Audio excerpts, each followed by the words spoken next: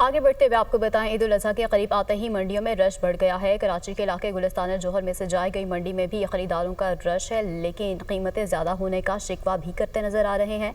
मज़ीद क्या सूरत हाल है बताएंगी हिना असलम। जी हिना। जिस वक्त मैं मौजूद हूँ जौहर मोड़ के ब्लॉक 6 में, जहाँ पे कराची की चौथे नंबर की मवेशी मंडी लगी हुई है। लाखों की तादाद में यहाँ जानवर मौजूद है। यहाँ ज़्यादा से ज़्यादा जानवर की कीमत 18 लाख है और कम से कम यहाँ बकरे की कीमत की अगर बात की जाए तो वो 70-80 हज़ार से कम नहीं है। मेरे साथ एक शख्स मौजूद हैं जो यहाँ ख़रीदारी के लिए आए थे। मैं उनसे बात करूँगी और पूछूँगी कि उन्होंने कौन कौन से जानवर देखे और जो मौजूदा कीमतें हैं वो क्या हैं और उनकी रेंज क्या है।